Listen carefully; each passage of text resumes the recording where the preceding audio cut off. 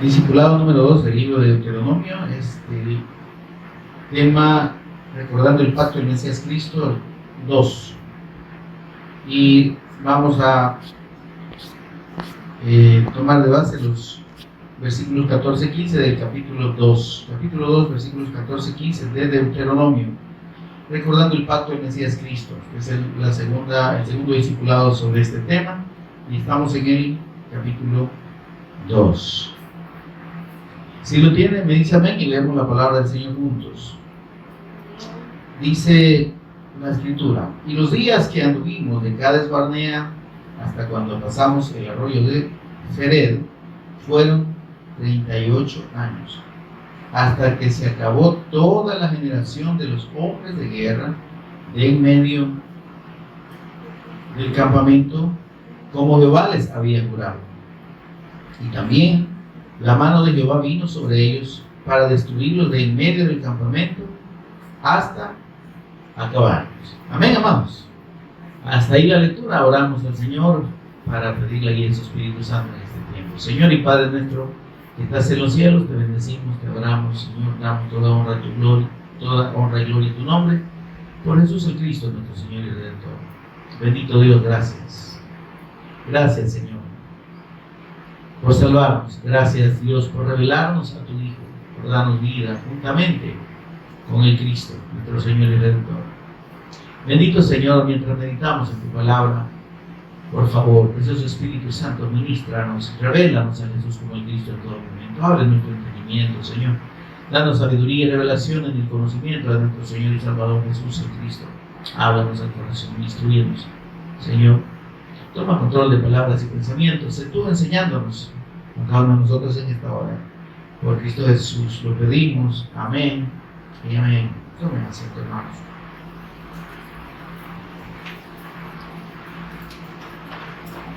El Señor nos ministraba en el último discipulado acerca de cómo los propósitos de Dios para con su pueblo y para aquellos a los que se le revela son precisamente la fe en su pacto. Amén, hermano.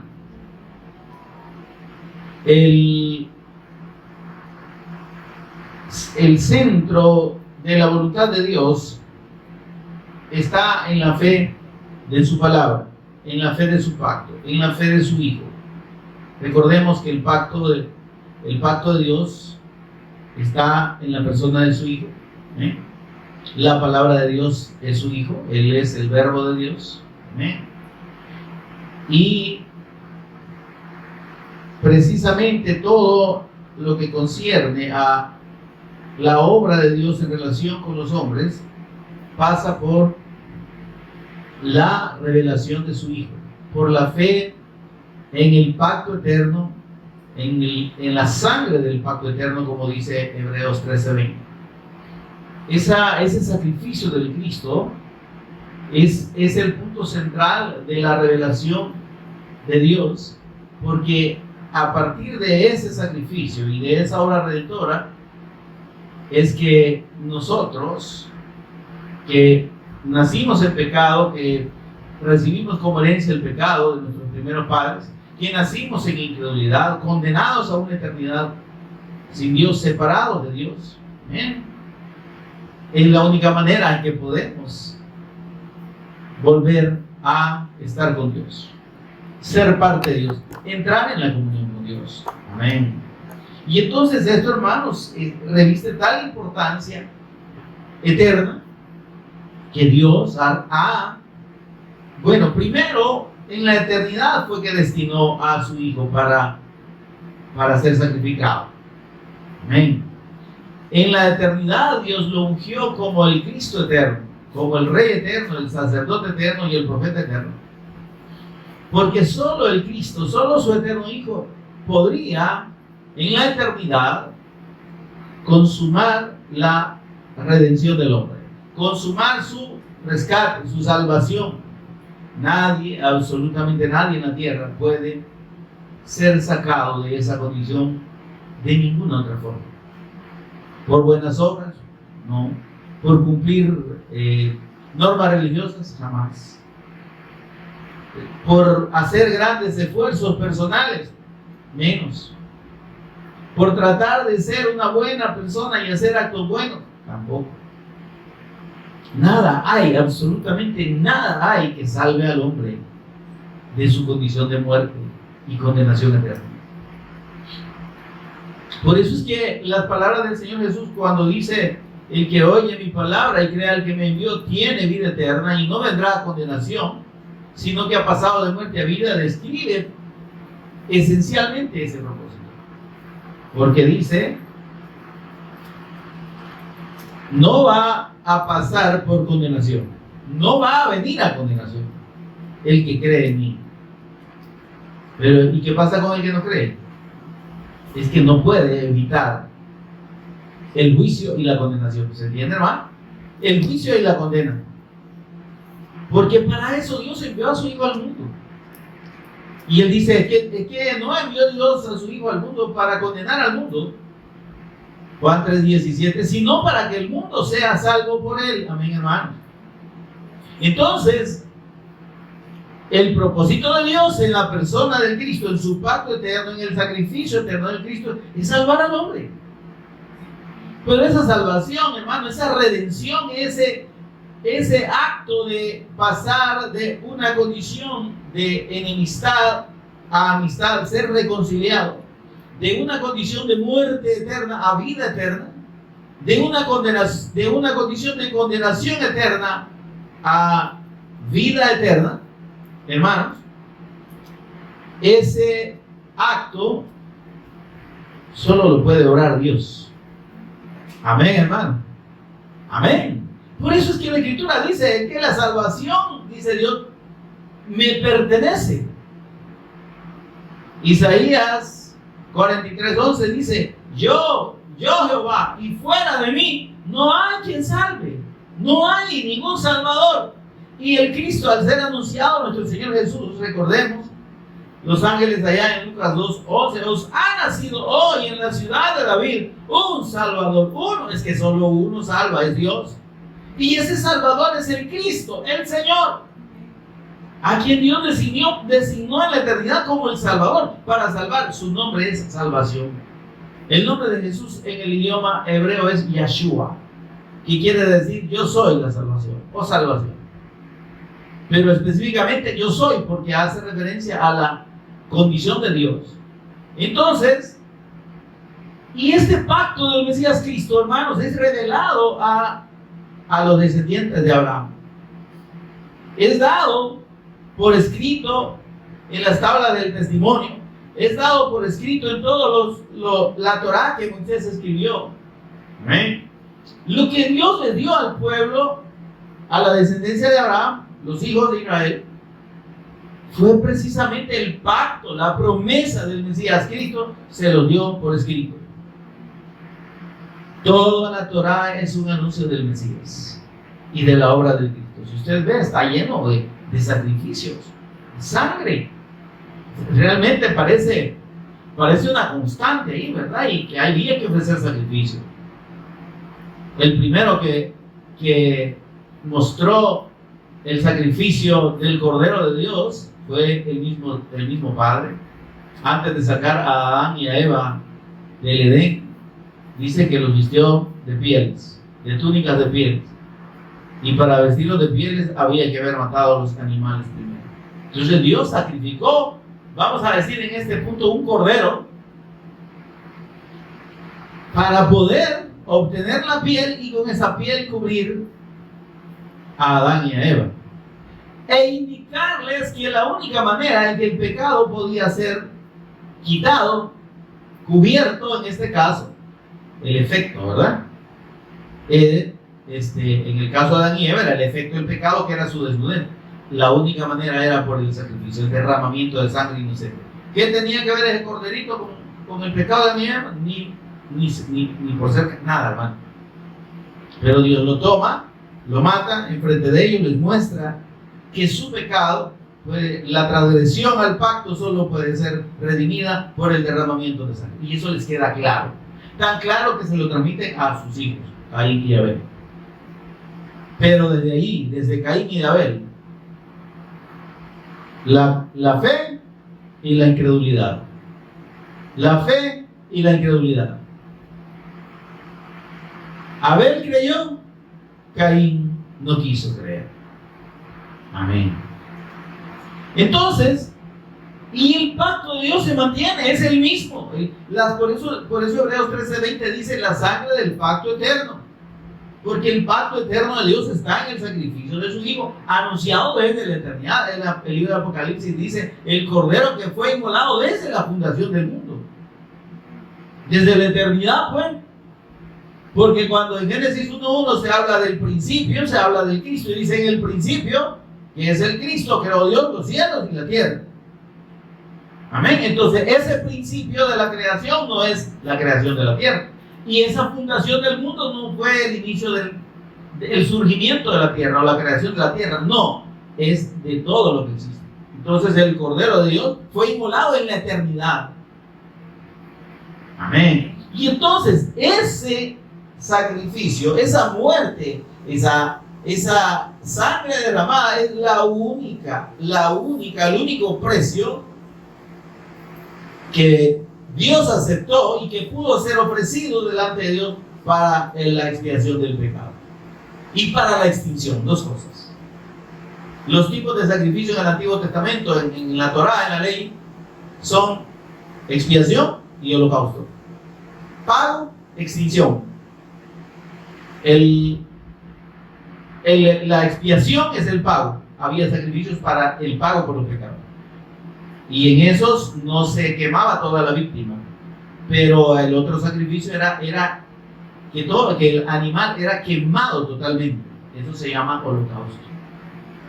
Y en el holocausto, pues, el holocausto nos habla de la extinción total del pecado. Porque el residuo de ese holocausto, ¿qué es? Es un elemento natural que es el más limpio, la ceniza.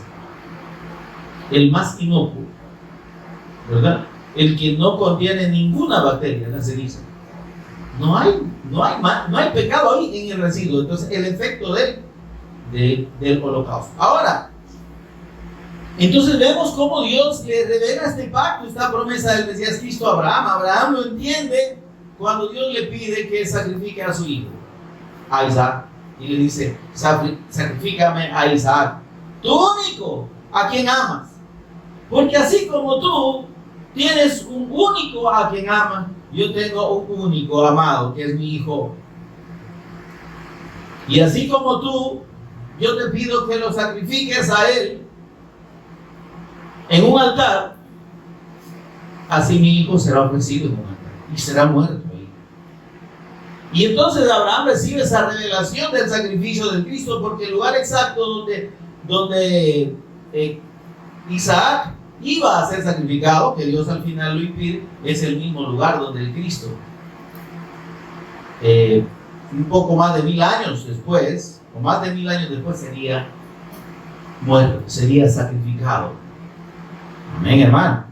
Ahora, este pacto Abraham lo cree, dijimos, ¿verdad? Isaac lo recibe y lo cree. Jacob lo cree. Al final, aunque obtiene esa bendición de manera fraudulenta, al final es confirmado en el pacto por el mismo Señor Jesús. Cuando se le aparece, él se aferra a ese ángel de Dios y le dice, por favor, bendíceme, yo no te voy a soltar si tú no me confirmas que estoy en el pacto. Y termina entonces Jacob confirmado, pero la descendencia de él fue incrédula. Y por incrédulos fueron a parar a Egipto. Y de Egipto Dios manda a Moisés como la figura del Cristo a anunciarles la fe en el pacto. Y les dice, yo soy el Dios de Abraham, de Isaac y de Jacob. Yo soy el Dios del pacto. Y mi pacto con ellos fue la promesa del Cristo que va a venir de la descendencia de ustedes. Porque ustedes son la descendencia de Abraham. ¿Lo creen? Y aparentemente lo creen. Pero tristemente, hermano, sucede en el corazón de los hombres lo que el Señor expresa en Jeremías 17:9. Que el corazón de los hombres es engañoso y perverso más que todas las cosas. Y Él lo conoce. Por tanto, ellos, aunque dijeron sí, aunque cuando Dios les manda que sacrifiquen el cordero un día antes de salir de Egipto y que celebren el Pesaj, la Pascua, y que pongan la sangre del cordero en los dinteles de las puertas y en los postes de sus casas, aunque ellos hicieron eso, no estaban creyendo. Y mira, hermano, hay que entender de eso lo que Dios nos enseña. No todo el que me dice Señor, Señor tiene parte conmigo. A veces podemos en apariencia someternos, vamos a decir así, a la fe del pacto, a la obediencia al pacto. Pareciera que nos sometemos. ¿Me explico? Venimos a las reuniones, salimos a evangelizar, ¿verdad? Cantamos, oramos, pero ¿cómo está nuestro corazón? Amén. Y ahí entonces Dios dice: te llevé al desierto para probarte, para probar tu corazón. Amén. Y óigame, sí que se demostró ahí en el desierto, y esta gente demostró su incredulidad. Nomás salir, Dios dijo: no van a entrar en mi reposo todos estos incrédulos que han salido. Solo los menores de 20 años van a entrar a la tierra. Hasta que muera el último. Mire, hasta que muera el último de estos incrédulos, dijo el Señor. Vean lo que dice en Números, lo que vimos en Números 14.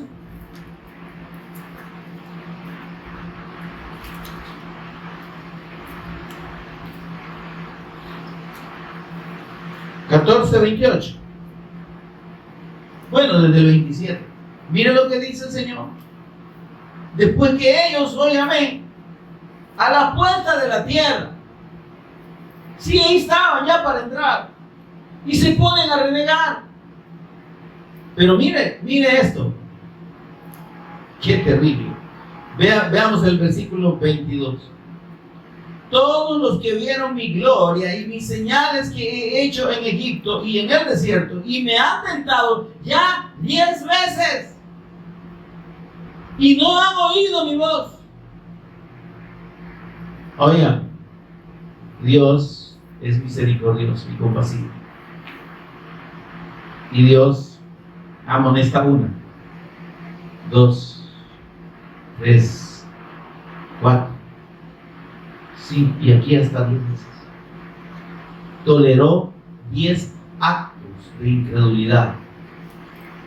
¿Sí? 10 actos manifiestos de incredulidad.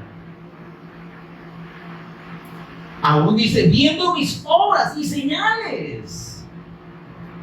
Es que no es posible que, comprobando la grandeza de Dios. Ahora pregunto en el mundo: ¿cuánta gente no conoce las obras de Dios a través de la Escritura? Pero algunos se lo toman a jueguito, ¿verdad? A historia. ¡Ay, sí, qué bonito! No, es que no son historias, no son cuentecitos, son verdades, son realidades. Dios es real. Amén. Y todo lo que su palabra dice se cumple y se ha cumplido, y es verdad absoluta. Entonces, pero ven, ¿hasta cuándo Dios va a advertir y hasta cuándo Dios va a tolerar la incredulidad? Hermanos, yo no lo quisiera averiguar. Y yo pienso que cada uno de los que hemos creído y de verdad tenemos la convicción de permanecer en la obediencia al pacto, pero no creo que estemos en condición de estar jugando, ¿verdad? Por tanto, todo lo que usted y yo hagamos, hermano, hagámoslo verdaderamente para el Señor, y hagámoslo por amor. ¿Sí? No es para que nos vean, no es para que digan los hermanos, el pastor. No, hermano. Los vecinos, no. Es que no son los vecinos, no son los hermanos, no son los pastores. Es el Señor. El que nos va el que va a cumplir su palabra en nosotros es Él, no somos los pastores, no son los hermanos. ¿Amén? Entonces, mientras más cuidado y más atención pongamos a las palabras del Señor y más nos dispongamos a ser obedientes a su pacto, mejor. Amén. Porque esta gente les dice el Señor, mire, todos los, capítulo 14, versículo 22 de Números, todos los que vieron mi gloria y mis señales que he hecho en Egipto y en el desierto y me han tentado varias veces y no han oído mi voz, no verán la tierra, no verán, óigame, esto es terrible. Cuando entonces Dios manda y determina su juicio al incrédulo, no hay retroceso, hermano.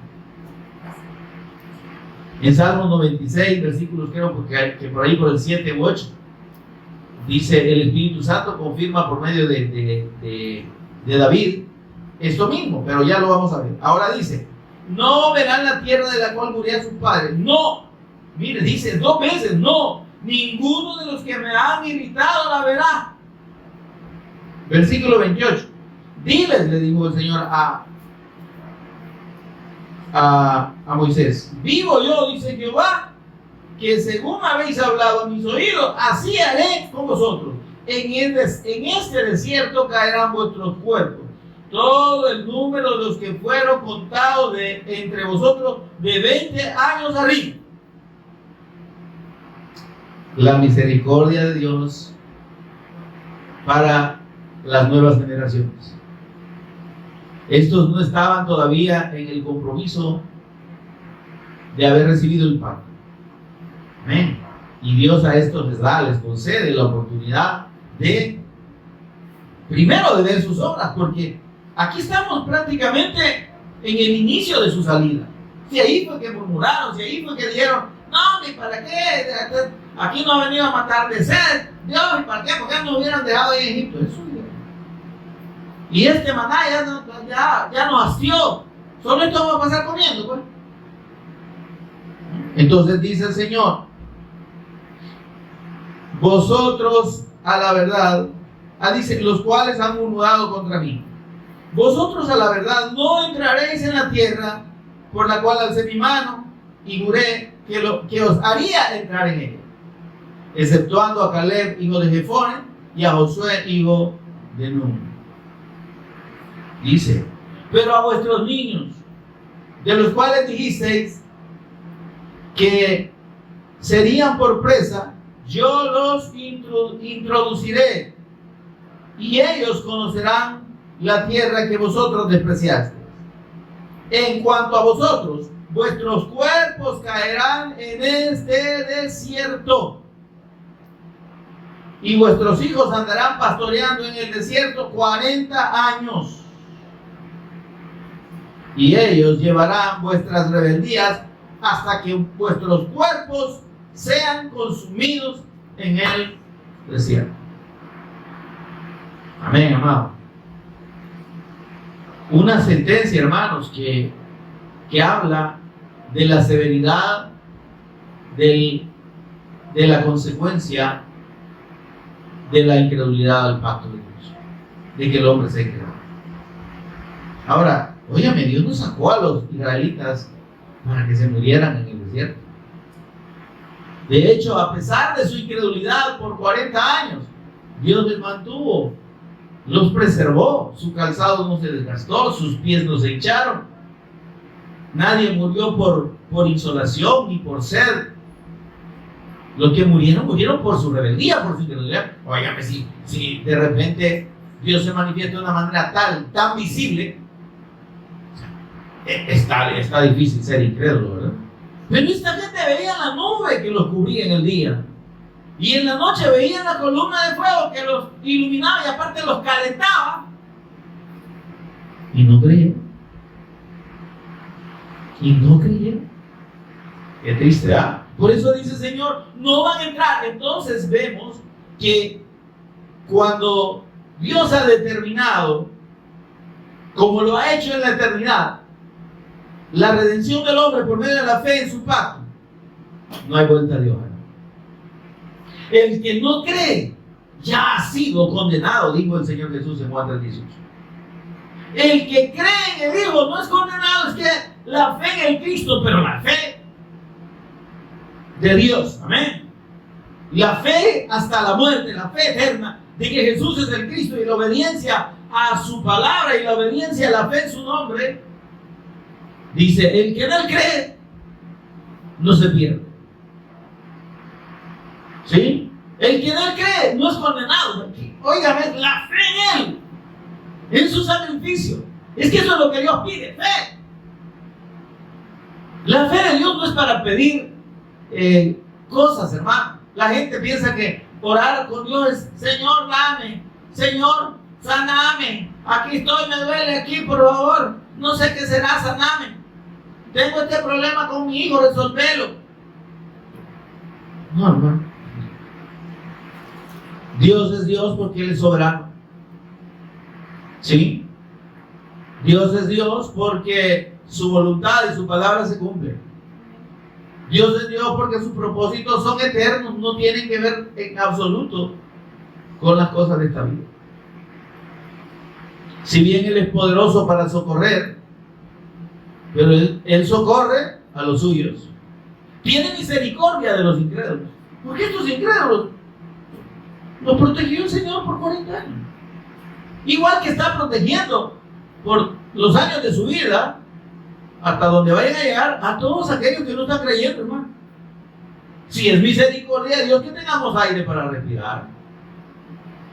Es misericordia de Dios que llueva cuando tiene que llover. Que por efecto de la mano del hombre, de repente el clima está todo distorsionado, ¿verdad? Y el invierno ahora es verano y el verano es invierno, pues ese ya no es problema de Dios, me explico. Pero el Señor en su misericordia dice que Él tiene cuidado del huérfano y de la viuda. Y incluso cuidado de los pajaritos del campo. Amén. Pero eso no significa que Dios tolere la incredulidad.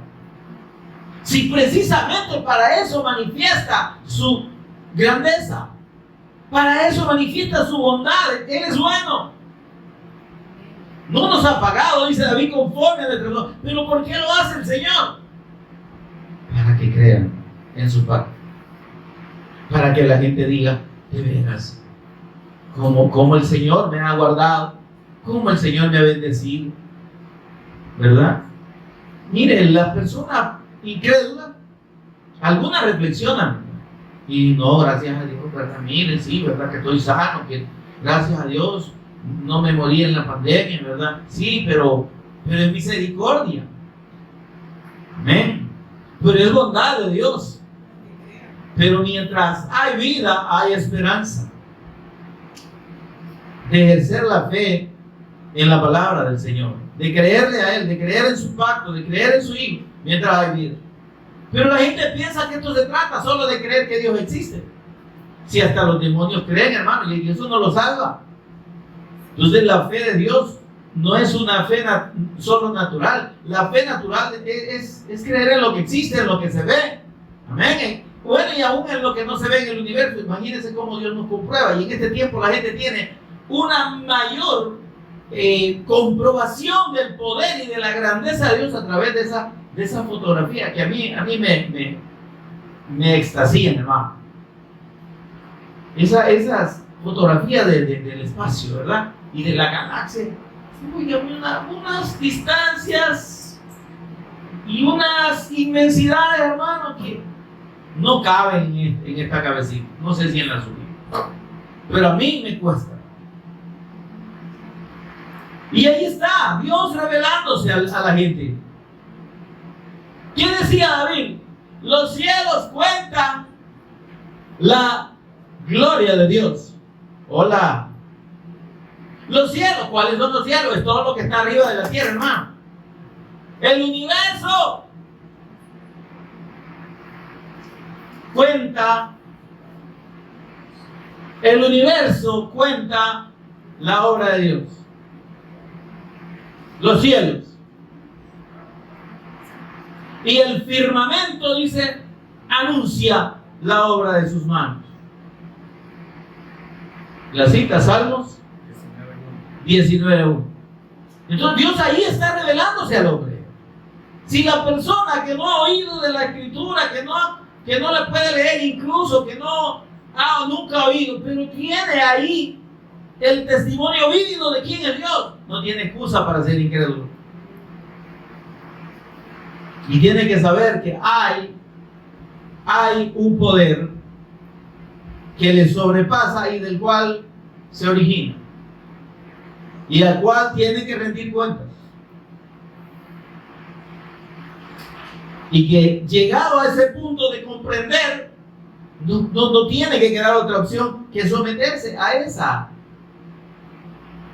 ese gobierno de Dios, a reconocer quién es Él y a rendirse, a dejar de pensar que nuestra vida es para hacer lo que queramos, ¿verdad? Y vivir como queramos, porque esa es la premisa del mundo, ¿verdad?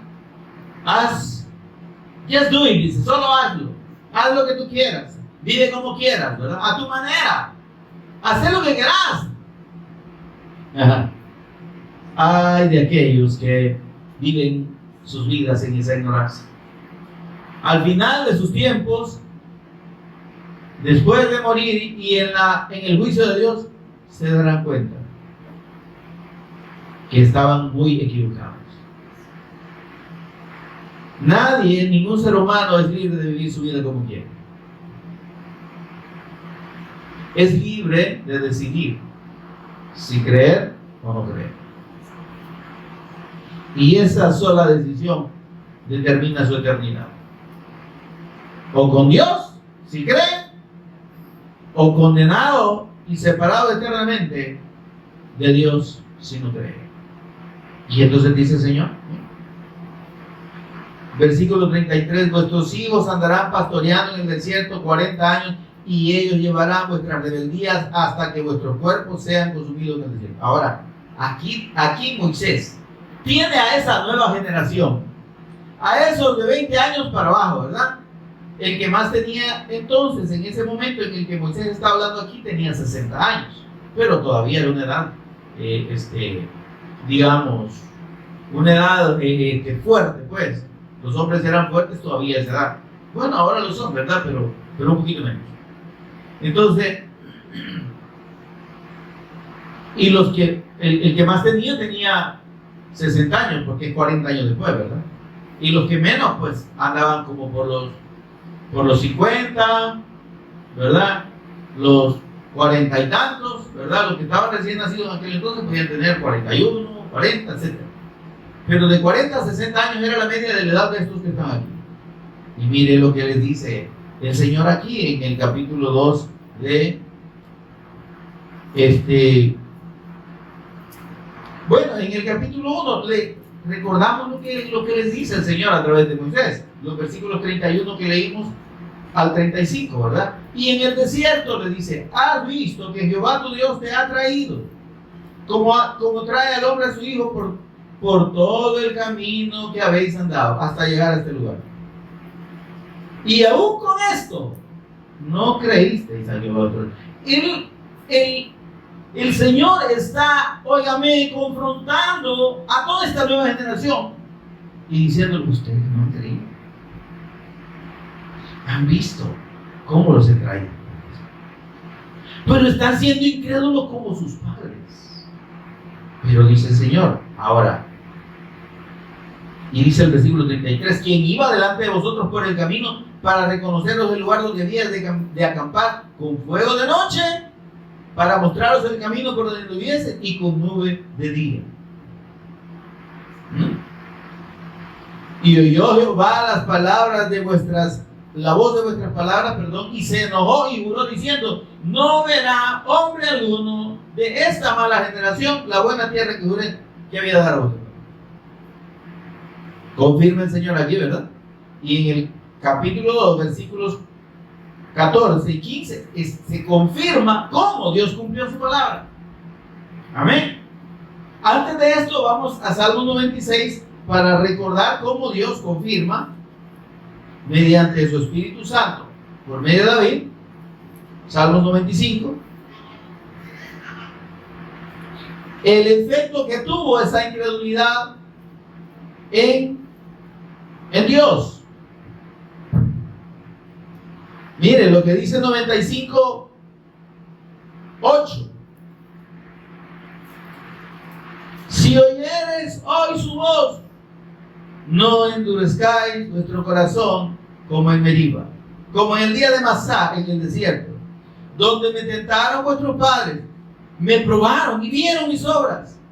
Dice el Señor, si hoy estás oyendo su voz, y esto no es para aquellos, es para nosotros, porque ya el Espíritu Santo nos está amonestando a usted y a mí. Si oyeres hoy su voz, hoy, allá Dios habló y aquellos no creyeron, lo tentaron en el desierto. ¿Y qué pasó? Dice el versículo 10, 40 años estuve disgustado con la nación. 40 años, o sea, óyame, es que la incredulidad de ellos no sucedió en el año 2, sucedió en el mismo año que salieron. Meses habían pasado. Y dice el Señor, 40 años estuve disgustado con la nación y dije, pueblo es que divaga de corazón y no han conocido mis caminos.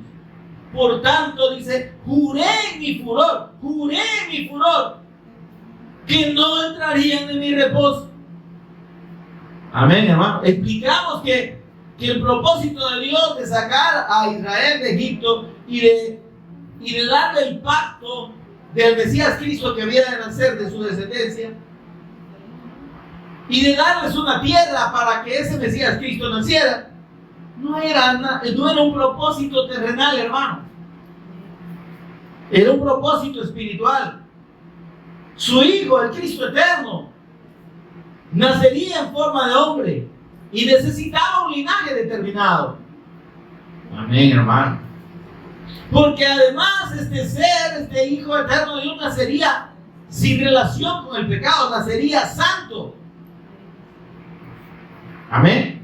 Entonces llevarlos a esa tierra, hermanos, no era un propósito humano, era un propósito divino. ¿Sí? Y era además el propósito de Dios de que ellos encontraran su reposo en la fe del pacto.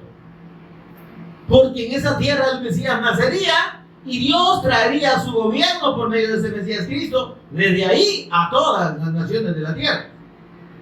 Amén. Tendrían paz, tendrían reposo en la fe del pacto. No era solo la tierra, hermano. Aquí la gente se confunde. ¡Ay, la tierra prometida! ¡Tierra santa! No, esa tierra no tiene nada de santa, hermano. Si el único santo es Dios. Cuando Dios le dijo a Moisés, quita tu calzado de tus pies, porque la tierra en que estás santa, el lugar en que estás es santo, o la tierra que estás pisando es santa, le estaba diciendo porque él estaba ahí. La tierra no tiene nada de santo, hermano. Sí, le dicen tierra santa por eso, pero esa tierra está, si hablamos de santa, es tan santa como esta, en realidad no tiene nada de santo. ¿Se entiende, hermano? Ahora que Dios la destinó para que su hijo naciera ahí, esa es otra cosa. Amén. Pero hoy, amén, Dios dice, no, esta gente no entraría en su reposo. Heredarían la tierra. Y estos a los que les está hablando aquí, en los capítulos 1 y 2 y hasta más adelante de Deuteronomio,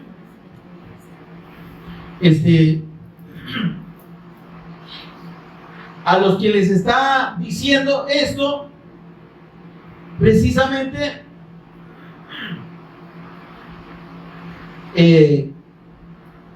a ellos pues les había Dios mostrado toda su gloria. Amén. Y les había dado esa promesa. Y les dice, a ustedes los voy a entrar, porque ustedes son los hijos de sus padres los incrédulos, ¿verdad? Pero dice el Señor, crean a mi Padre. ¿Ok? Pero yo los voy a introducir a la tierra. Pero si ahí se vuelven incrédulos, ahí van a morir. ¿Qué está diciendo Dios, hermano? En este punto. La gente que tiene su esperanza en este mundo va a morir. Pero con Dios no tiene nada que ver. Señor, dame una casa, dame un carro, dame lo que usted quiera. Y supóngase que lo obtiene. Pero Dios puede mostrar su fidelidad así como lo hizo con esta gente. Pero que tengan una herencia física, una herencia terrena, humana, no quiere decir que Dios esté con ellos. Porque estos a lo que le está diciendo aquí, como diga la nueva generación, sí, verdad, vaya, y entraron y conquistaron la tierra, ¿verdad? Pero allá se corrompieron delante de Dios. Tenían bienes, tenían ganado, tenían oro, llegaron a, porque las tierras que conquistaron también había oro y había bienes materiales, ¿verdad? Pero eso fue lo único que lograron. Estando allá en la tierra, en vez de permanecer en la obediencia al pacto, en vez de cumplir el propósito de Dios, fueron incrédulos y se volvieron idólatras allá en el desierto, en la tierra. Allá mismo siguieron adorando a los dioses de Egipto. Allá mismo en la tierra se prostituyeron y siguieron las doctrinas y las costumbres de los pueblos paganos de alrededor. Se da cuenta que no necesariamente porque alguien reciba bendiciones, entre comillas, o cosas materiales en esta vida significa que esté con Dios o que Dios esté agradado. Relacionar el bienestar material de las personas con su condición espiritual es un gran error. Ni usted siendo pobre, usted y yo siendo pobres nosotros, no significa que Dios no esté con nosotros o que estemos en pecado, como dicen algunos ignorantes. Ni el que tiene dinero o tiene abundancia o está en prosperidad económica significa que Dios esté con él. Eso no es el parámetro de Dios. Y lo prueba con esta gente allá. Óyame, eran tierras enormes, pues, herencias grandes. Y tierra que es muy fértil, lugares bonitos, preciosos. Pero eso fue todo. Amén. Y entonces dice el Señor en el versículo 14 del capítulo 2, y dice Moisés: y los días que anduvimos desde Cades Barnea hasta cuando pasamos el arroyo de Sered, es decir, hasta llegar al punto donde estaban antes de pasar el Jordán, dice, fueron 38 años, hasta que se acabó toda la generación de los hombres de guerra, que eran hombres fuertes, ¿verdad? Del campamento, como Jehová les había jurado. Es que lo que Dios dice, hermano, en relación con su juicio, no tiene retroceso.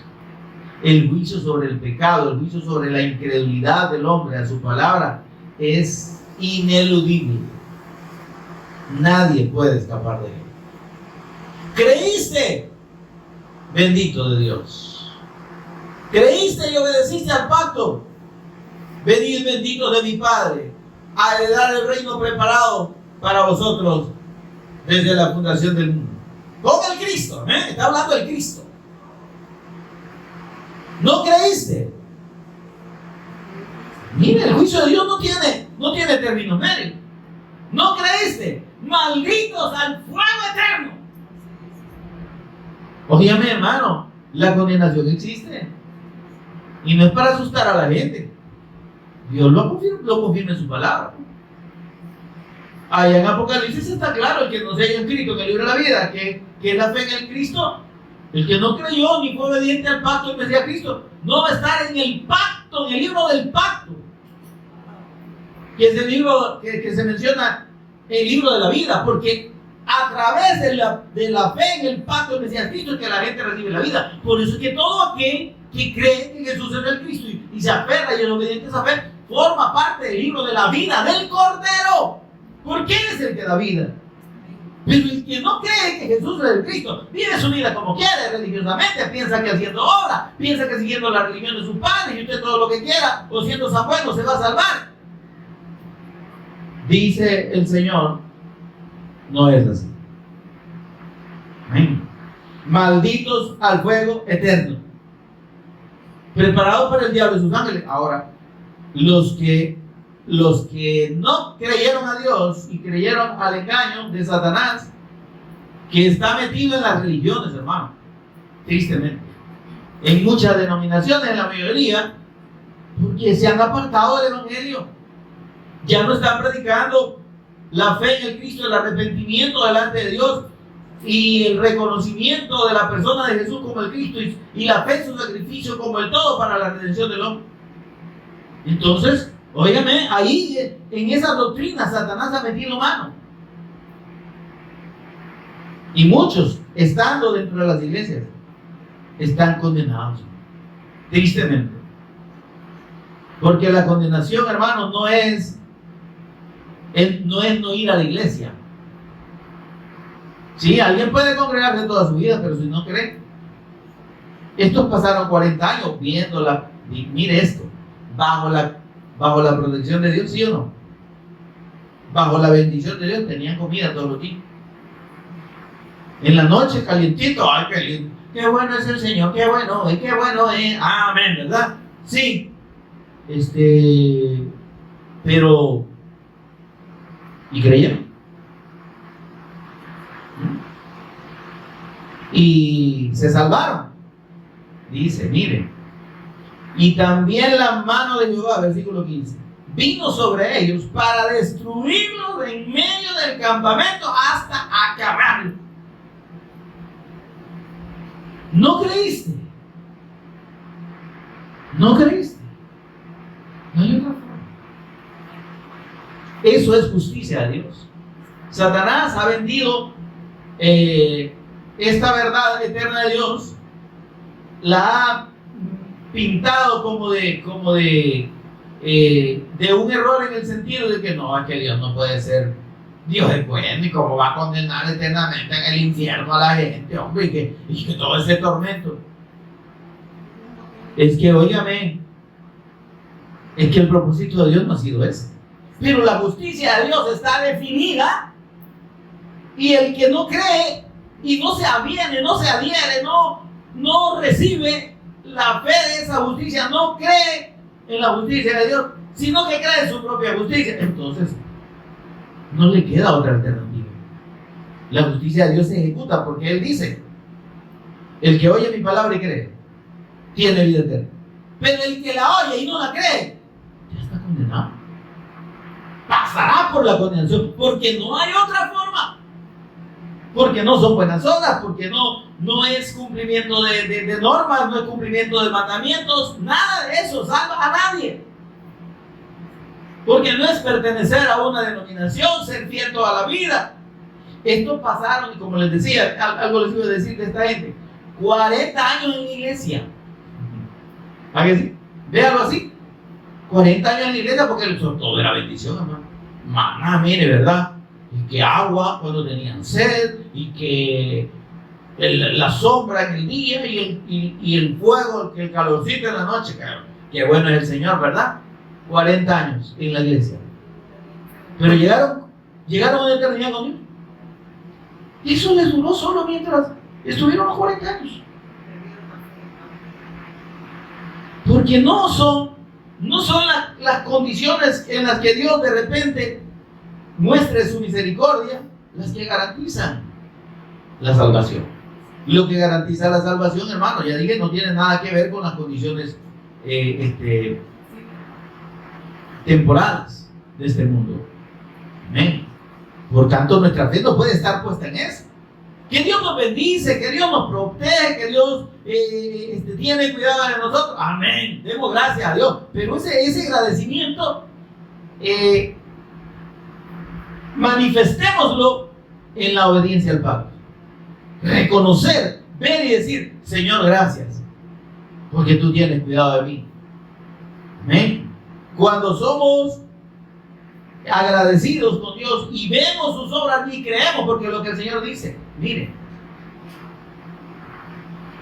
en este desierto, versículo 31 del capítulo 1, y en el desierto has visto que Jehová tu Dios te ha traído, como trae el hombre a su hijo, por todo el camino que habéis llegado hasta llegar a este lugar. Hay que reconocer entonces la misericordia de Dios y la obra de Dios. Y aún con esto, ¿no crees? Es que si Dios, óigame, es bueno, y si Dios muestra su misericordia a las personas, no es para que crean que, ay Dios, es que mire, yo como le sirvo al Señor me estoy bendecido. Es para que creamos. Y para que creamos en su pacto. Amén. Ahora, ¿qué tenemos, hermanos, aquí en esta enseñanza? ¿Y qué pasó en esos 40 años en el desierto? Vamos a 1 Corintios capítulo 10, por favor. Algo de esto el Señor nos quiere, entonces, recordar por medio de su Espíritu Santo. 1 Corintios capítulo 10, versículos del 1 en adelante. Lo tenemos. Miren lo que dice el apóstol Pablo, el Espíritu Santo hablando por medio del apóstol y recordando precisamente este aspecto. Porque no quiero, hermanos, ¿a quién nos habla? A los creyentes, amén, a los creyentes en el Cristo, los creyentes en el Evangelio, hermanos, amén. No quiero que ignoren, hermanos, que nuestros padres, dice, todos estuvieron bajo la nube, ¿sí o no?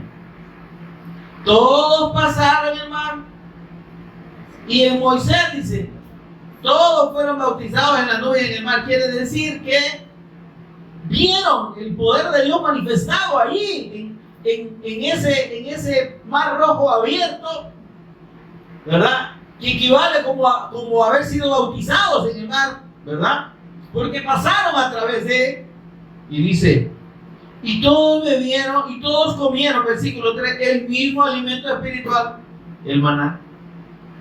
Amén, hermano. Mire, hermano, degustar de la palabra de Dios y finalmente despreciarla, eso, hermano, eso tiene un precio altísimo.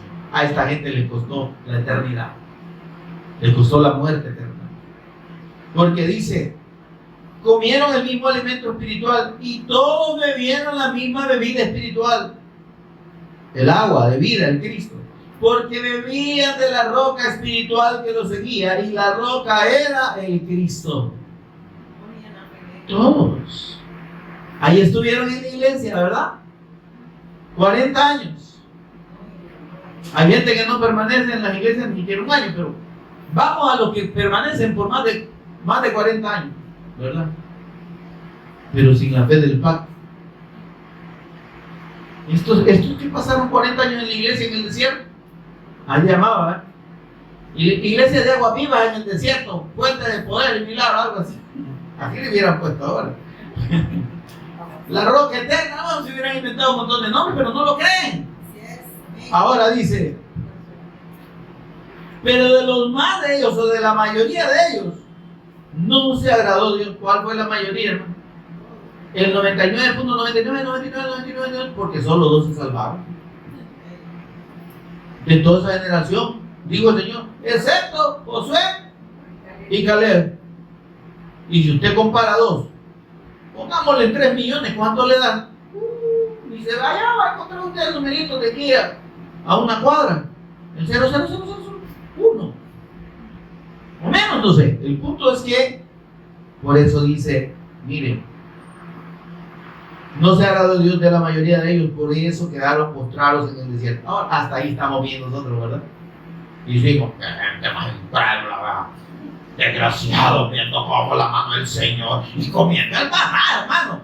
A mí me hubiera gustado probar ese maná. Yo le aseguro que yo pruebe el maná. Ay, hermano, no. Ay, Dios, hermano, mejor no hablemos.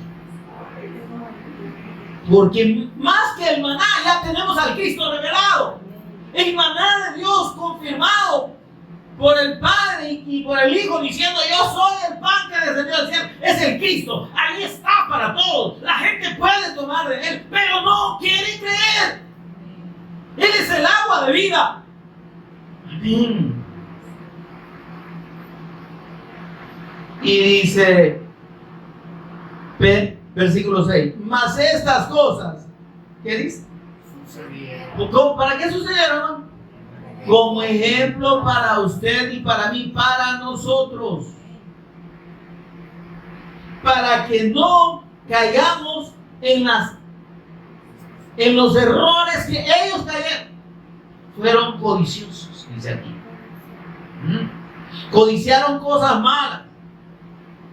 ¿Y qué cosas malas codiciaron? Ay, que esa gente, qué mala era. No, fíjate, lo que codiciaron fue la comida de Egipto.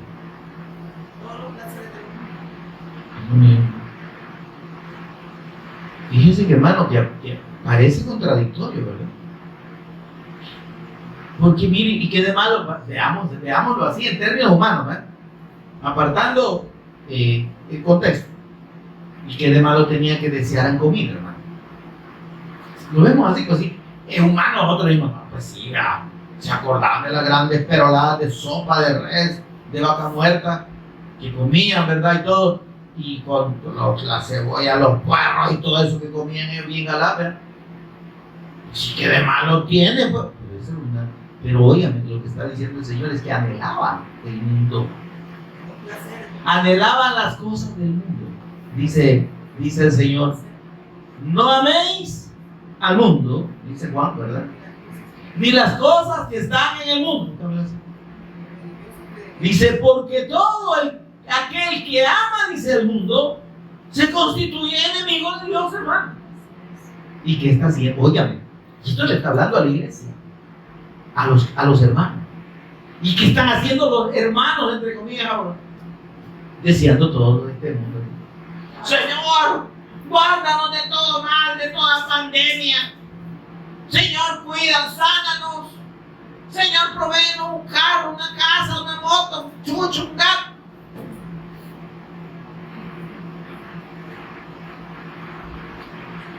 Amén. Cosa de este mundo.